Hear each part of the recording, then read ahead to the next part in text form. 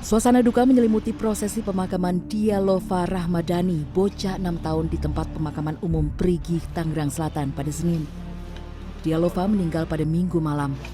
Ketika itu korban sedang asik bermain di gerai telepon genggam yang terletak di samping gerai dagangan orang tua korban. Tiba-tiba korban terjatuh dan tidak sadarkan diri. Korban sempat dilarikan ke rumah sakit namun menghembuskan nafas terakhirnya setelah 1 jam perawatan. Dari hasil penyelidikan sementara, polisi pada Senin siang mengatakan korban diduga meninggal akibat tersengat listrik usai menyentuh bagian bawah etalase yang terdapat kabel yang terkelupas. Peristiwa ini pun sudah diselesaikan secara kekeluargaan. Ada etalase yang kemungkinan kami akan cek juga. Kemungkinan ada kabel yang kami terkelupas, mengingat bahannya kan bahan-bahan penghantar itu. Vincentia Tamonop, warga desa Oinlasi, Kecamatan Amanatun Selatan, meninggal dunia di ruang perawatan Rumah Sakit Umum Daerah Timur Tengah Selatan Sabtu lalu setelah selang tabung oksigennya terbakar.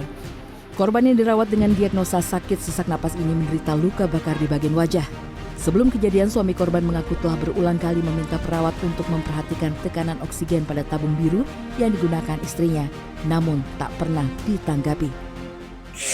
Nah, tiba-tiba saja api muncul. Iya. Muncul di dia punya masker Oksigen. Ya, masker oksigen yang ada di dia punya mulut. Nah, saya panik, tambah panik karena beta pu istri ini susah sesak napas parah nah. Iya. Jadi beta langsung cabut, saya tarik dari dia punya muka. Iya. Menduga kuat istrinya meninggal karena kelalaian petugas, suami korban pun langsung membuat laporan polisi.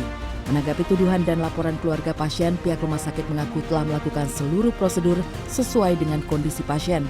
Pihak rumah sakit bahkan mencurigai asal api yang menyebabkan kantong oksigen terbakar. Saya menekan bahwa bukan tabung yang terbakar, tetapi masker, balon masker itu yang terbakar. Itu terletak di lantai dan tidak dilaporkan.